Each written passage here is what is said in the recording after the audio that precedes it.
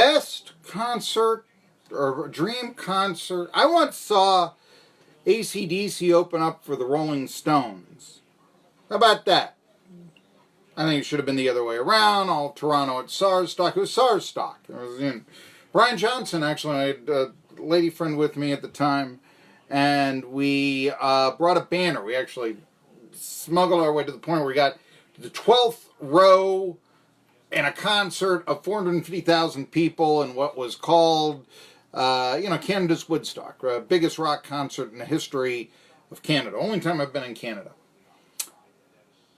Toronto. Held out a banner. It said USA salutes AC/DC. Brian Johnson, Mully, you shook me all night long, recognized us, gave us a salute and all that. She was very, very overwhelmed. Hey, it's Marky Billson, your voice of choice for a new generation of Tri-City sports fans. The name of the program is Tri-Cities Sports Now. We own the Tri-Cities because not only do I bridge what you heard about on the Dan Patrick Show to this program, but we have the best guests and the hardest hitting opinions in the market. Give you an example today. I like to think out of the box, as you know. In fact, I'm going to be talking about the USWNT today. I've had some people say, look, I don't care about women's soccer, but the ratings for this are just through the roof. And I understand it. It's fresh. It's edgy. It's also a new fan base. It's one of the reasons why, say, Tanya and Nancy, I think, is the 6th biggest rating in the history of television or something like that. It's right up there. It wasn't even in prime time, but the nation was captivated. Maybe not the traditional sports fan, but the nation was captivated. And you weren't getting, let's say, the traditional football fan with that, or shall I say the traditional basketball fan. There's something like that, the traditional sports fan. You were getting a fan that maybe didn't read the sports page. Got me to thinking just how, how heavily aligned the sports page is to men's sports, or for that matter, sports radio. Now, that being said, you're trying to get the male audience there. It's a matter of demographics and marketing. But does journalism demand that you cover the women's soccer team, the USWNT, or the Lady Vols, let's say, or figure skating? I did. I mean, when I saw the ratings for that figure skating, admittedly it was a story. I don't think, Tara Lipinski. I mean, if you want to talk about another era, isn't she graceful and beautiful? Yes, she is. That's why she's doing the commentary now, and all this. But was that enough, just her beauty and her grace and her athleticism, to get the same audience as the whole storyline, where we're doing movies, generation after the fact, about, I, Tanya, and all that, which I've had a lot to say about here on this show in recent times, because it only took me 2 years to watch the film, that sort of thing. But anyway, today's best guest lineup. Remember yesterday I closed out the show telling you about Devlin Hodges, who in Johnson City last year broke the FCS passing record previously held by Steve McNair. Almost knocked ETSU out of the playoffs. They had to share their conference title. They didn't win it outright. Wofford got the automatic bid. They won it on tiebreakers. But, that was big. Now, he's playing a little bit of giant killer. He's already knocked out Keller Christ, late of Tennessee, on the Pittsburgh Steelers for a spot in training camp. Could he do the same to Josh Dobbs? 1 o'clock, I'm talking to a guy named Rick Conti. He is involved in a group called Charlotte Bats.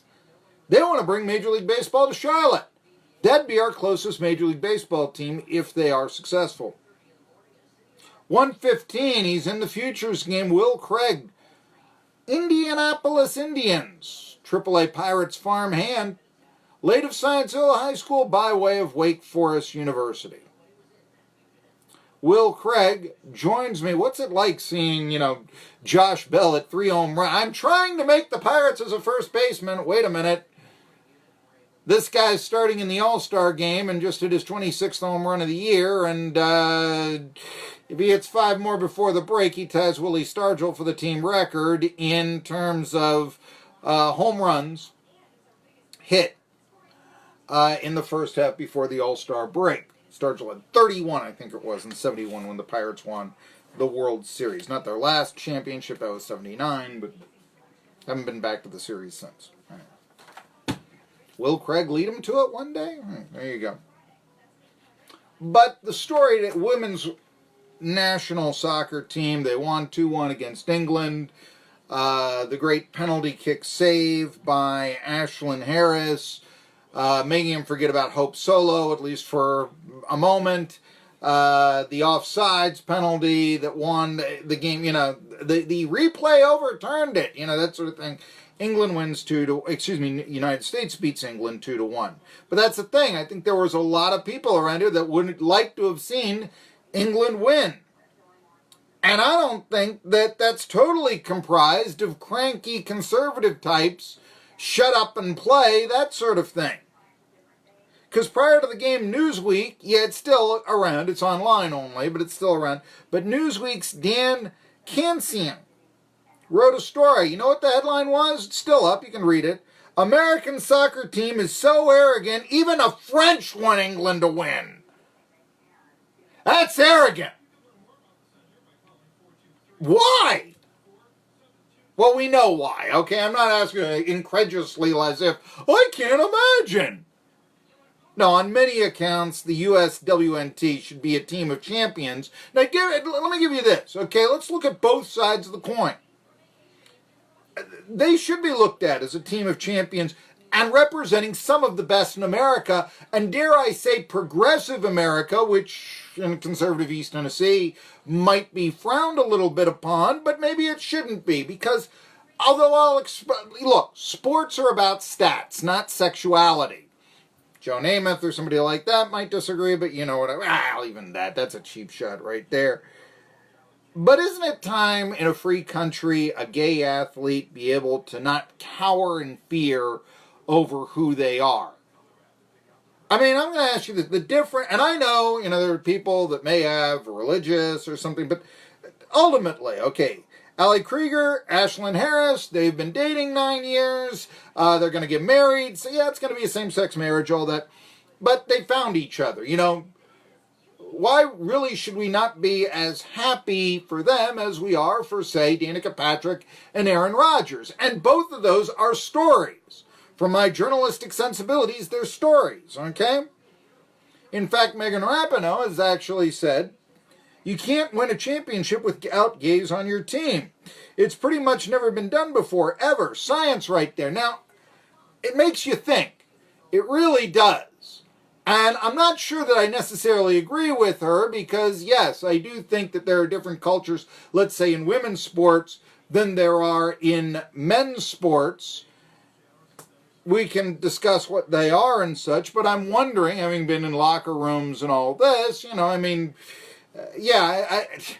know, you get 25 guys on a baseball team, and you just start wondering if, yes, playing sports for a male might be more of a heterosexual culture than it is what a homosexual culture would want to be in. Or, if there is more of an appeal, a tomboy, we can look at this. This is an issue of sociology as well as sexuality and all this. So I'm not 100% sure that I agree with Megan Rapinoe here, but it's gotten me to think. And look, we still love Chamonix Holtzclaw around here many years after she's come out. Absolutely. So I don't really think that we're offended that the USWNT has open lesbians on their team. I really think that in 2019, we're really beyond that. I really think that we root for that. Or we just don't care. It's become irrelevant. It's, look, there are people of all different ethnicities on the Tennessee Volunteers. We don't even give it a second thought. I kind of think we're at that point now in 2019. My opinion. You know what else, though, that I do like about the USWNT? Their stance on pay equality. They're actually going to meet after the World Cup with about their pay, try to have some mediation. And look, I've hired a staff. Actually, once managed a Hickory Farms kiosk back in the day. And I did not say, oh, you're a man, you make more than the woman. I didn't do that. You got equal, seniority got more money, don't get me wrong, but sexuality did not, or your gender did not. And I think that that's kind of the way that a lot of companies would be wherever they are, okay? And also, I think it's ridiculous that the WNBA, there have been some players say, why don't we make as much as the NBA? Well, I'll tell you why. Because the WNBA generates $25 million a year. The NBA generates $7.1 billion a year. That's why you don't make as much as LeBron James. Sorry. Effort is not necessarily the big time deal here, okay? You've got salesmen who are, living off of their old accounts, and they don't work as hard as, say, a coal miner who's just started on the job. But they make more money. Sometimes it works that way. The USWNT, I don't know if people know this, since 2016 has actually brought in more money than the male United States soccer team. It's playing for the Gold Cup. How many of you even knew that? They've gotten more attention. This game yesterday got more TV viewers, USA England, in England than any other program the BBC ran all year. People are watching this. You're bringing in more, just like sales. I don't care, you're men, woman, you deserve more. It's that simple. It's like sales. This guy over here brings in $1,000. This one brings in $100. The guy, guy is now a gender neutral term, I suppose. The salesman that brings in $1,000 deserves a little bit more of a commission than the one that brings in $100, don't you think? Same thing here. Since 2016, yes, women's team has brought in more money for U.S. soccer than have the men. Wall Street Journal reported it. Now, I understand that the USWNT is going to be self-promoters, and I'm looking at a break right here. I understand they're selling their sport to a new generation of fans just as much as they're trying to win the World Cup. But sometimes they just make you uncomfortable, and it's not because of bigotry, it's because of what they themselves are doing, and I'm going to talk about that when we come back. It's Tri-City Sports Now. I'm Marky Billson. 3 big guests today. Stay with us. From Dr. Schumeyer and Associates.